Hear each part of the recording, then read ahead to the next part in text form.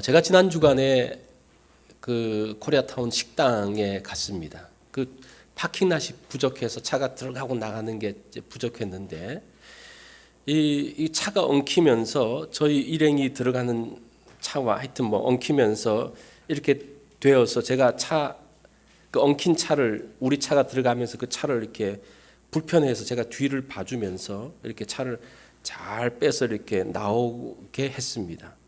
근데 그 차에 타고 있던 그 젊은 사람이 이제 좀 마음이 불편했는지 나가면서 하는 말이 싸가지 없이 그러면서 가는 거예요. 제가 그래서 그 이야기를 듣고 난 다음에 마음이 상하잖아요. 기가 막히기도 하고. 그래서 내가 저런 사람 때문에 내 마음의 기쁨을 빼앗길 수 없지. 이 맛있게 밥 먹으러 갔다가 그런 사람 때문에 빼앗길 수 없잖아요. 그런데 다시 그 이야기를 하니까 마음에 또 기분이 나빠지는데, 자, 이 기쁨이라는 것은 상호 관계 속에서 만들어집니다. 우리가 혼자 살 수 없지 않습니까? 아무리 나는 기쁘게 하고 정말 기분 좋게 밥 먹으러 갔는데 알지도 못한 사람이 딱 만나면서 한 소리 딱 하면 그것 때문에 어떻게 됩니까? 내가 가지고 있던 모든 기쁨과 즐거움과 그 기대감들은 일순간 사라져버리고 그 불편한 마음만 남게 되는 것을 보게 됩니다. 우리는 기뻐하고 싶어요. 즐겁게 살고 싶어요. 그런데 우리 주변에서 끊임없이 우리를 힘들게 하면서 즐겁게 하지 못하는 많은 요소들, 많은 것들. 그래서 마음이 상해져 있습니다. 그런데 이런 우리들의 마음을 상하게 하고 우리들을 힘들게 하는 그런 가운데서 우리가 메마르지 않는 기쁨을 준비해야 되는 거예요. 우리가 어떤 일회용 기쁨이 아니라 어떤 문제로 인해서 우리의 그 기쁨을 빼앗을 때 금방 그것들을 회복할 수 있는 그 기쁨. 그래서 오늘 제목이 뭡니까? 메마르지 않는 기쁨이에요. 이 제목 어때요? 멋있지 않습니까? 이 제목대로 살고 싶지 않아요? 어떤 것들이 힘들고 기쁨을 빼앗아도 메마르지 않아요. 또 내 속에는 또 기쁨이 있어서 또 그것들을 넘쳐 흐르게 합니다. 이 빌립보서 2장 오늘 읽은 말씀은 빌립보 교회의 문제가 나옵니다. 빌립보서 2장 2절에 보면 마음을 같이하여 같은 사랑을 가지고 뜻을 합하여 한 마음을 품어. 지금 이 빌립보 교회의 성도들이 어떻다는 겁니까? 마음이 하나가 됐다는 겁니까? 하나가 되지 못했다는 겁니까? 하나가 되지 못한 가운데 있는 거예요. 3절에 보니까 아무 일에든지 다툼이나 허용으로 하지 말고 오직 겸손한 마음으로 자기보다 각각 다른 사람을 낮게 여기고. 어떤 문제가 있습니까? 다툼이 있어요. 다른 사람을 낮게 여기고 무시하는 그 일들이 있습니다. 4절에 보니까요, 각각 자기의 일을 돌아볼 뿐더러 또한 각각 다른 사람들의 일을 돌아보라. 자기 일만 보지 말고 자기 것만 챙기지 말고 어떻게 하라고 말합니까? 다른 사람들을 돌보면서 배려하라고 말합니다. 그게 되지 않고 있는 거예요. 그래서 이 바울이 빌립보 교회에 대해서 참 관심을 갖고 있음에도 불구하고 아직도 빌립보 교회가 멀은 거예요. 그 소식을 들으면서 그러한 빌립보 교회의 모습을 보면서 그 마음이 어떻습니까? 우울한 거예요. 그래서 바울이 마지막에 뭐라고 그럽니까? 나의 기쁨을 충만하게 하라. 제발 그렇게 하지 말고 내가 좀 너희 소식을 듣고 기뻐했으면 좋겠다라고 이야기를 하고 있습니다. 사실은 바울의 주변에는 기쁨의 요소들이 없어요. 그 바울의 상황들, 빌립보 교회의 상황들도 그렇고 바울이 당하는 그 어려움들, 문제들이 계속적으로 다가오고 있습니다. 지금 바울은 빌립보서를 쓸 당시에는 어디에 있습니까? 감옥에 있었어요. 기뻐할 수 있는 조건들이 없었죠. 그럼에도 불구하고 바울은 나는 기뻐한다라고 이야기합니다. 너희들도 기뻐하라고 이야기합니다. 그것이 지금 바울의 내면 가운데서 그 기쁨이 메마르지 않는 기쁨이 넘쳐 흐르는 거예요. 어려움이 있고 문제가 있고 힘든 일들이 있지만 아직도 이 기쁨의 요소들은 찾아볼 수가 없지만 그 바울의 내면에서 흘러나오는 그 기쁨이 그 모든 상황들을 흘러서 넘쳐 흘러버리는 거예요. 그것이 지금 오늘 본문을 통해서 우리에게 보여주고 있는 내용입니다. 만약에 우리가 이런 메마르지 않는 기쁨을 갖고 있다면 우리가 세상 살만합니다. 많은 어려움이 있고 이 미래에 불투명한 것들이 있더라도 정말 한번 살아볼 만해요. 그러한 기대감을 갖게 합니다. 자, 오늘 본문을, 오늘 말씀을 통해서 제가 메마르지 않는 기쁨의 그 방법 3가지를 말씀을 드리겠습니다. 잘 기억을 하십시오. 첫 번째는 무엇인가 하니 그리스도인이 누구인가를 아는 거예요. 그리스도인의 정체성에 대한 문제입니다. 세상 사람들의 눈으로 보면 기뻐할 조건이 없는데, 감사할 거리가 없는데 신앙인들은 기뻐하고 감사합니다. 그걸 잘 이해를 못해요. 왜 그럴까요? 바울은, 그 대표적인 사람이 바울인데 그 사람이 바울이어서가 아니라 그 사람이 그리스도인이기 때문에 그렇게 했다는 거예요. 그걸 여러분 기억하셔야 돼요. 성경에 나오는 그 인물들이 대단한 인물들이 대단한데 그 사람들이 왜 그랬느냐? 그 사람들이 그리스도인이었기 때문에 그렇다는 거예요. 고린도후서 6장 9절로 10절에 보면 바울이 이렇게 고백을 합니다. 무명한 자 같으나 유명한 자요. 죽는 자 같으나 보라 우리는 살아있고, 징계를 받는 자 같으나 죽임을 당하지 아니하고, 근심하는 자 같으나 항상 기뻐하고, 가난한 자 같으나 다른 사람을 부요하게 하고, 아무것도 없는 자 같으나 모든 것을 가진 자로다. 왜? 그리스도인이 왜 이런 사람입니까? 그리스도인은 2번 태어난 사람이에요. 세상 사람들은 육적으로 한 번만 태어났어요. 그러니까 이러한 비밀들을 알 수가 없어요. 우리는 2번째 영적인 출생을 한 사람입니다. 영적인 비밀을 아는 사람들이에요. 이 세상에 있는 것이 이 세상이 끝이 아니라 또 다른 세상이 있다는 것을 아는 사람이에요. 그러다 보니까 우리가 지금 이 세상에 있는 일들로 인해서 슬퍼하고 이렇게 기뻐하고 이것으로 여기서 끝나는 것이 아니라 그 다음 것이 우리에게 기다리고 있다는 것을 보면서 또 다른 반응을 할 수 있는 사람들이 그리스도인들입니다. 그리스도인은 하나님을 사랑하는 사람이죠. 이 사랑과 기쁨은 통해요. 돈을 사랑하는 사람은 돈을 생각만 해도 막 기뻐합니다. 기뻐져요. 그죠? 돈을 사랑하면 그래요. 이 음악을 사랑하는 사람은 이 음악을 들으면서 그 음악과 함께하면 그 가운데 막 기쁨이 있어요. 그죠? 기쁨과 뭐가 같이 가고 있어요? 사랑과 뭐가 같이 갑니까? 기쁨이 같이 가고 있어요. 사랑하는 사람이 있으면 그 사랑하는 사람을 생각만 해도 마음이 어떻게 됩니까? 기뻐져요. 자, 우리는 어떤 사람입니까? 하나님을 사랑하는 사람이에요. 하나님을 사랑하는 사람이에요. 하나님을 사랑하는 사람은 누구로 인해서 기뻐할 수 있습니까? 하나님으로 인해서 기뻐하는 거예요. 그런데 잘 보세요. 하나님을 사랑하는 사람이 돈 때문에 기뻐하려고 그러니까 뭔가 잘 안 맞는 거예요. 하나님의 백성이 다른 것 때문에 뭔가를 기쁨을 만들어 가려고 그러니까 이게 잘 엮여지지가 않는 거예요. 다윗은 뭐라고 말하는 거 아니? 시편 16편 11절에 보면 주의 앞에는 충만한 기쁨이 있고 주의 오른쪽에는 영원한 즐거움이 있다라고 이야기합니다. 우리가 그 기쁨이 있는 곳이 어디 있는가를 볼 필요가 있습니다. 이 유럽에 가면 많은 성들이 있고 궁전들이 있습니다. 그 궁전에 가면요, 이게 버킹엄 궁전인데 그 꼭대기에 뭐가 있습니까? 깃발이 있습니다. 이 깃발이 있으면 왕이 있다는 표시예요. 제가 체코에 갔을 때도 이제 그러더라고요. 여기 지금 깃발이 있는데 지금 대통령이 여기 있다는 표시래요. 이게 없으면 어떻습니까? 이게 왕이 그 가운데 없다는 거예요. 자, 우리 그리스도인들은 자기 안에 만왕의 왕이 계신다는 깃발이 있어요. 그 깃발이 뭔지 아십니까? 기쁨이에요. 기쁨. 내 마음 가운데 성령 하나님이 계신다는 그 표시가 뭐로 나타난다는 겁니까? 기쁨으로 나타난다는 거예요. 자, 내 가운데 성령님이 계시지 않습니다.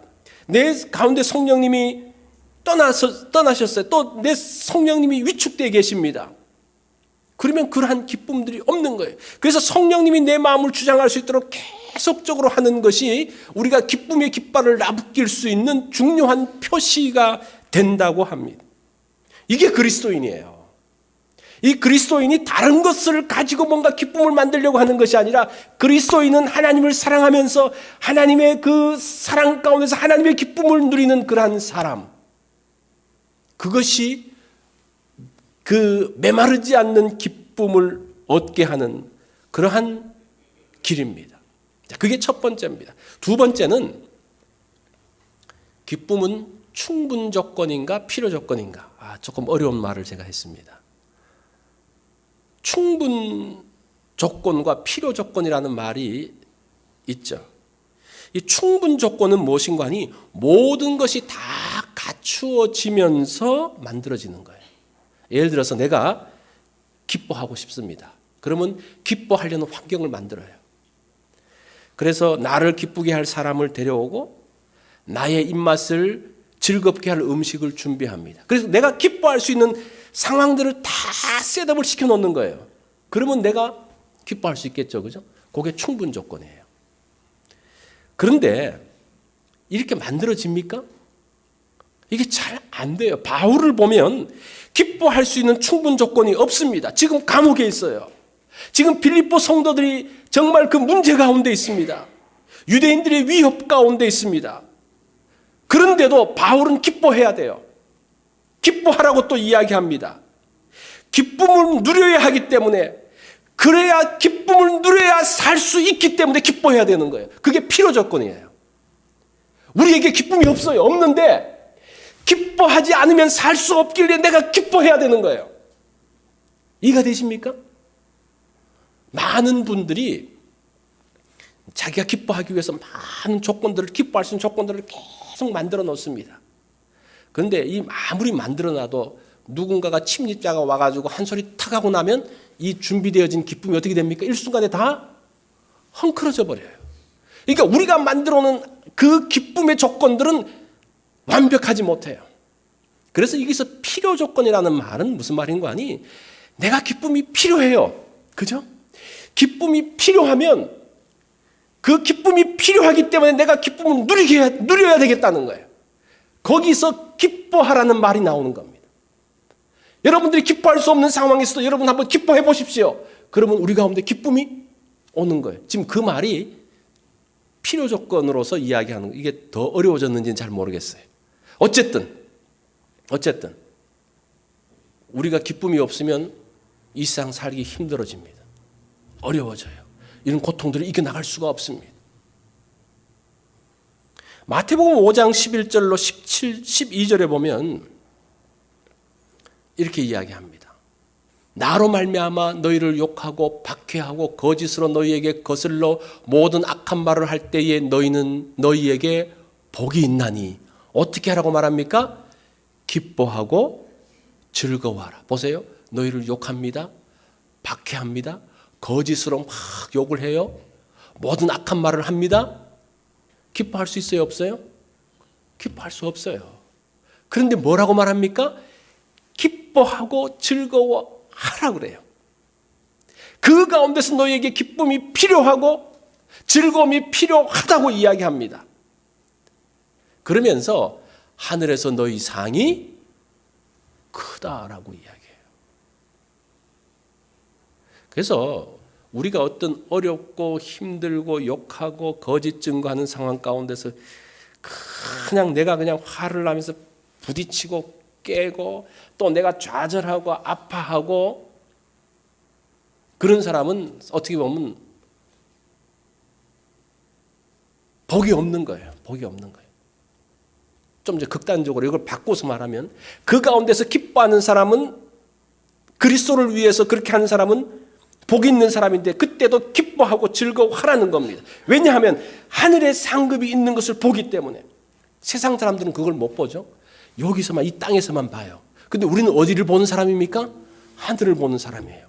하늘에서 하나님께서 그것들을 다 보고 계세요. 지금 스데반이 그 죽음의 상황 가운데서 사람들이 돌을 들어서 던지는 상황 가운데서 주님께서 어떻게 하십니까? 하늘에서 일어나셔서 그 모든 상황을 보고 계시는 거예요. 그러니까 스데반이 그걸 보니까요, 그 얼굴이 어떻게 됩니까? 환하게 바뀌어지는 거예요. 환하게 바뀌어지는 거예요. 이것이 그리스도인의 모습이에요. 이것이 우리의 기쁨을 빼앗지 못하고 메마르지 않는 기쁨을 갖는 겁니다. 찬송가 9장에 보면 하늘에 가득한 영광의 하나님, 이 찬송이 있죠. 이 찬송을 작사하신 분이 김정준 박사라는 분입니다. 이분이 이제 연세대 신학대학원 초대 원장인데, 이분이 젊은 시절에 폐결핵에 걸렸습니다. 그 시절에는 이 폐결핵이면 1900년대 초반이죠. 일제시대 그 어간에. 그러면 그때는 대부분 죽었던, 그래서 마산 요양소에서 이제 있어서 이제 그 절망 가운데 있는 거예요. 그런데 어느 날 이렇게 침상에 누워 있는데 그 마음에서 어떤 생각이 드는 거 아니? 죽을 때 죽더라도 오늘 보람된 삶을 살아야 되겠다. 내가 죽더라도 오늘 하루 보람되게 살면 좋겠다라는 그 마음이 갑자기 들기 시작하는 거예요.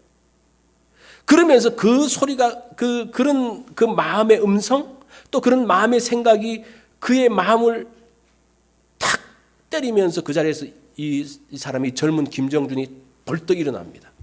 그렇지, 내가 이렇게 끝날 수 없지. 그러면서 그것을 하나님의 음성으로 듣고 이 사람이 이제 정말 더 심각한 그 병동으로 가서 그 간호사에게 이야기합니다. 내가 오늘부터 이 병동 청소를 좀 하겠습니다. 그러면서 그 쓰레기를 줍고 휴지통을 비우고 또 이제 그 환자들의 이 환자를 하는 거예요. 하면서 이제 열심히 다른 사람들을 돌봤습니다. 이 다른 사람들을 돌보면서 다른 사람들을 섬기면서 그 기쁨이 있잖아요. 그죠? 그 마음에 이제 기쁨이 들기 시작하는 거예요. 그러면서 그런 일들이 지속되면서 자신도 모르게 그 병세가 점점점 좋아지고 결국은 그 병에서 회복됩니다. 그래서 이제 이분을 평가하는 그 학자들, 이분 이미 돌아가신 분인데 평가한 학자들이 이분의 그 고난이 이 사람을 겸손하게 만들었다, 뭐 그런 평가를 하기도 하더라고요. 그러면서 여기서 이제 회복되어지고 난 다음에 이 사람이 계속적으로 신학 공부를 하면서 독일과 그 유럽에 가서, 영국에 가서 공부를 하고 돌아와서 이제 연세대에서 신학대학원을 만들면서 초대 원장으로 이분을 초빙을 하게 됩니다. 이 김정준 박사의 그 당시 건강으로는 다른 사람을 섬길 수 있는 상황이 아니었어요. 그리고 마음도 없었죠. 그런데 기뻐할 수 있는 조건도 없어서 좌절할 수밖에 없는 상황이죠. 그런데 기뻐해야 살 수 있기 때문에 기뻐하는 거예요. 이게 필요 조건이라는 말이에요. 내가 기뻐해야지 살 수가 있어요. 여러분, 기뻐하지 않으면 우리 살 수 있습니까? 살 수 없어요. 그러니까 이것이 조건이 기뻐할 조건이든지 기뻐하지 않을 조건이든지 그거 상관없이 무조건 기뻐해야 되는 거예요. 그게 바울이 기뻐하라는 명령이에요. 주님께서 기뻐하라는 명령이 바로 그런 부분이에요. 너희들이 기쁨이 없으면 살 수 없어. 이 가운데서 이런 그 여러 가지 암울한 가운데 도저히 살 수가 없어. 기쁨이 꼭 필요해. 여러분, 이 말을 꼭 기억을 하십시오. 굉장히 우리를 기뻐하지 못하고 디프레스되게 하고 그냥 힘들게 하고 하는 그 모든 상황들 가운데서도 그렇게 말했어요. 나는 기뻐한다. 왜냐? 주님께서 기뻐하라 그러셨기 때문에 기뻐한다. 그러면 어떻게 된다고 말합니까? 하늘에 상급이 있으리라. 그것으로 인해서 기뻐하라. 모든 선지자들도 그렇게 했다라고 이야기를 합니다. 자, 그것이 우리의 기쁨을 메마르지 않게 하는 두 번째 방법입니다. 두 번째 비결이에요. 자, 마지막 세 번째는 무엇인가 하니 함께 기뻐하는 겁니다. 자, 이런 말이 있습니다. 거울은 먼저 웃지 않는다. 이 말 들어보셨어요? 우리 같이 한번 해볼까요? 거울은 먼저 웃지 않는다. 거울을 보면서 너 왜 안 웃어? 웃어봐. 그런다고 웃습니까? 안 웃어요. 거울을 웃게 하려고 그러면 어떻게 하면 됩니까? 내가 웃으면 돼요. 이것이 사람과의 관계에서도 똑같아요. 사람을 앞에 놓고 인상 쓰고 욕하면서 웃어보라 그러면 됩니까? 웃을 사람이 있겠어요? 그 함께하는 사람을 웃게 만들려면 내가 어떻게 됩니까? 웃으면 되는 거예요. 내가 웃으려고 그러면 누구를 만나면 됩니까? 웃는 사람을 만나면 되는 거예요. 그래서 결국은 보세요. 그런 웃는 사람을 만나기가 힘드니까 내가 먼저 사람에게 웃어주면서 그 사람을 웃게 만들어서 나도 어떻게 하는 겁니까? 웃는 거예요. 또 바꾸어서 말하면 나와 함께 있는 사람을 기쁘게 만들어서 그 사람으로 하여금 어떻게 하는 겁니까? 나를 기쁘게 하는 것. 그것이 함께 기뻐하는 거예요. 바울이 지금 여기서 내가 기뻐할 뿐 아니라 함께 기뻐하자고 말한 이유가 그거예요. 그런데 이렇게 말하면 이제 이렇게 말씀하실 분이 있어요. 근데 상대를 기쁘게 했는데 상대는 당연하다고 생각하고 그렇게 끝나는 사람 때문에 기분 나빠서 못하겠다고. 물론 그런 비상식적인 사람이 있어요. 그런 사람이 있어요. 근데 그 사람만 묵상하면서 그 사람만 보면서 기분 나빠하시겠습니까? 그러면 그 사람에게서 어떻게 합니까? 그 사람 말고 다른 사람을 기쁘게 하면 돼요. 거기 반응한 사람들을 기쁘게 하면 되는 거예요. 우리가 그렇게 지혜롭게 살지 않으면요. 그냥 한 군데 그냥 큰 머리 받고 왜 저것 저래 왜 나를 기분 나쁘게 만들어 거기에 꽂히지 마. 제가 지난번에 점 이야기를 했잖아요. 그죠? 그 점에 꼭 꽂혀가지고 그 점이 전체 내 인생을 지배하지 못하게 하고 어떻게 하는 겁니까? 나를 기쁘게 하는 그 상대가 기뻐하는 내가 기쁨을 줌으로 인해서 서로 기쁨을 주고받을 수 있는 함께 기뻐할 수 있는 사람을 계속 만나는 거예요. 우리가 나를 기쁘게 할 사람을 많이 만들려고 그러면 제가 방법을 가르쳐 드릴게요. 여러분들이 많은 사람들을 기쁘게 놔보세요. 그럼 그 사람들이 다 뭐가 되는 겁니까? 나와 함께 기뻐할 사람이 되는 거예요. 우리가 기쁨의 저수지를 만든다는 것이 무엇인가 하니 나와 함께 기뻐할 사람을 많이 만들어 놓으면 그 모든 것들이 기쁨의 저수지가 되어지는 거예요. 지금 바울이 이 17절에서 하시면 나는 기뻐하고 너희 무리와 함께 기뻐하리니 이와 같이 너희도 기뻐하고 나와 함께 기뻐하라고 말하고 있습니다. 여러분들이 많은 사람들에게 끊임없이 기쁨을 선물하십시오.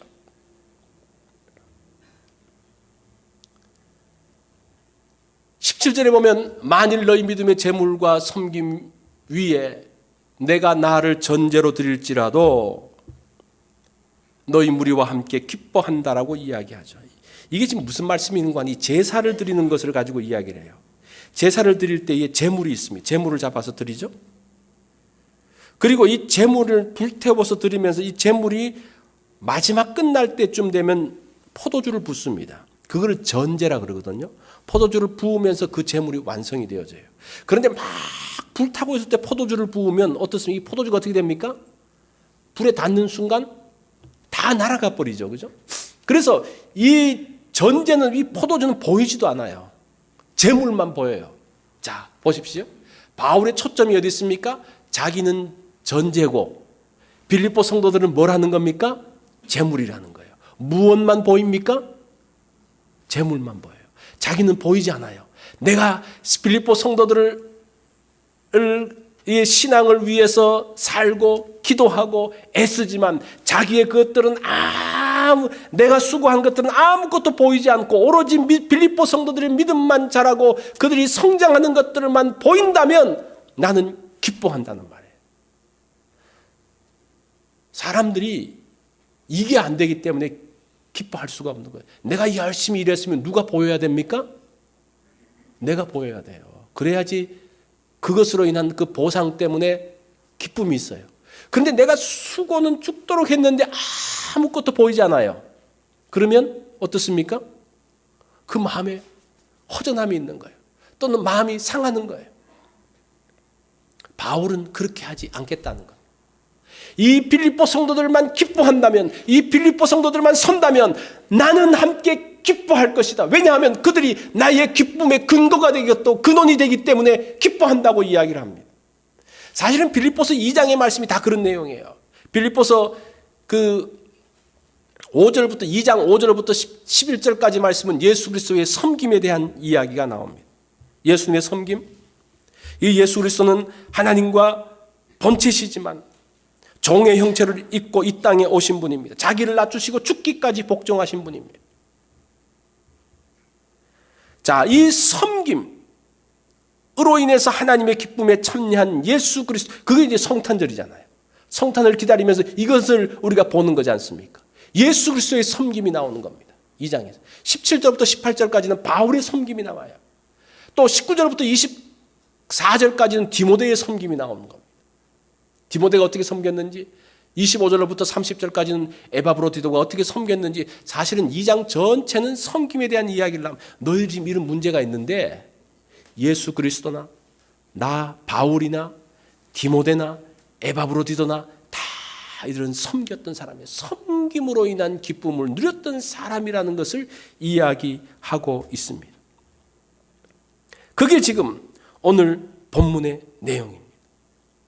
이 섬김의 첫 단계는, 잘 들어보십시오. 섬김의 첫 단계는 함께 기뻐하고 함께 슬퍼하는 거예요. 좋은 일이 있을 때 함께 좋아해주고 축하하고 기뻐하는 거. 다른 사람이 좋은 일이 있을 때 막 축하하고 기뻐하는 것이 쉽습니까? 어렵습니까? 이것도 만만찮아요. 나는 좋은 일이 없는데 저 사람만 좋은 일이 있어. 그럼 또 마음이 이렇게 탁 꼬이면 이게 힘들어져요. 그죠? 근데 그렇게 하는 것이 섬김이라는 거예요. 그죠? 이게 섬김이에요. 그 함께 기뻐해주고 축하해주고 즐거워하는 것, 그게 함께 기쁨을 누리는 겁니다. 또 어려운 일이 있을 때에 함께 슬퍼하고 아파하는 것. 힘들고 어려워요. 고소해. 그러지 말고. 그죠? 그러지 말고. 함께 아파하고 함께 슬퍼하는, 그래서 우리가 함께 기뻐하는 공동체가 만들어졌을 때에 우리 공동체는 메마르지 않습니다. 예를 들어 우리 교회가요, 함께 기뻐하고 함께 슬퍼한다 그러면요, 사람들이 여기 와서 힘들고 어려울 때마다 여기 와가지고 그것들을 회복할 수 있다면 얼마나 우리 교회가 복된 교회가 되겠습니까? 여러분 그거 꼭 만드셔야 돼요. 내가 혜택을 누릴 수가 있어요. 그것이 나의 기쁨의 저수지가 되기 때문에 그렇습니다. 이제까지는 그게 안 됐더라도 한번 해보세요. 그냥 같이 한번 처음에는 마음까지는 안 가더라도 그냥 말로만이라도 한번 해보세요. 그러면 자꾸 하다 보면 마음이 같이 가요. 집에서도 마찬가지예요. 같이 한번 즐거워해주고 같이 힘들어해주고 아이들 하든지 누구든지 같이 한번 해보십시오. 그러면 메마르지 않는 기쁨의 샘을 만들어 갈 수가 있습니다. 우리 아이들이 그 학교 다닐 때 운동팀에 소속되지 않습니까? 여러 팀들이 있어서 있는데 저희 아이는 그 육상팀으로 좀 한 적이 있었습니다. 그래서 이 중거리 경기를 10,000마일을 이제 뛰는 그 트랙을 뛰는데 얘가 이제 같이 뛰다가 이제 부딪히면서 넘어졌어요. 넘어지면서 이 무릎도 까지고 그냥 있는데 그 넘어지니까 그 같이 있었던 그 팀 아이들이 막 다 몰려와가지고 괜찮냐고, Are you okay? 캐틀린 괜찮냐? 괜찮냐? 어떤 애는 그냥 물도 갖다 주고 어떤 애는 더우니까 막 수건으로 닦아다 주고 그리고 걔를 부축해가지고 이렇게 옮겨 놓은 거예요. 이제 그때에 우리 아이가 너무 행복했대요. 넘어졌는데 너무 행복했대요. 왜 행복했을까요? 그렇게 다 아이들이 몰려와가지고 괜찮냐 그러고 그냥 그렇게 해주니까, 그러면서 하는 말이 한 번 더 넘어지고 싶다고. 사람이 넘어졌다가 울지 않습니다. 언제 우는 거 아니? 넘어졌는데 아무도 안 와요. 그러면 서러워서 울어요. 그거 아세요?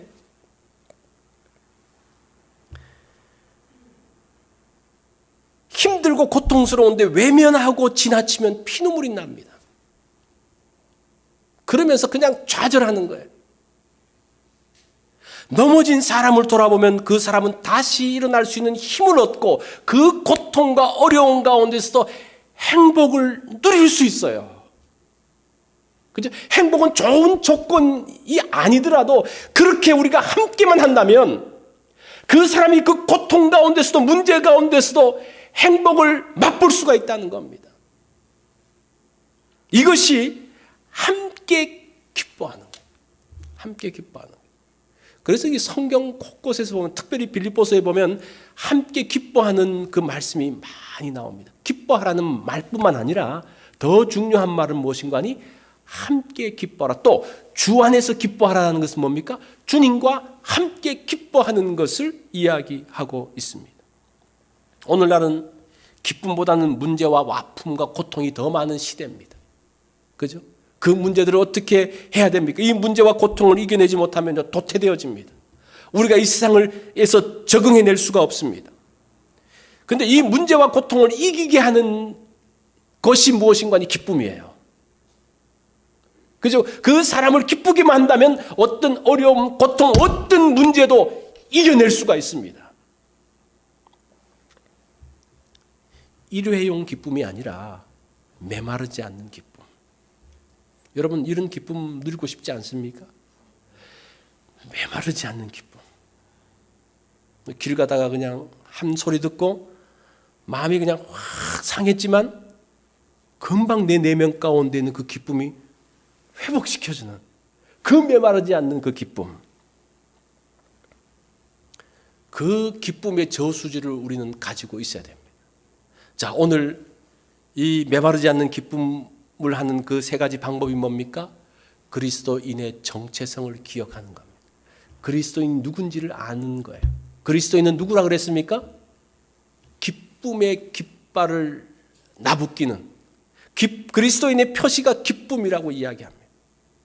두 번째는 기쁨은 충분 조건이 아니라 필요 조건이다.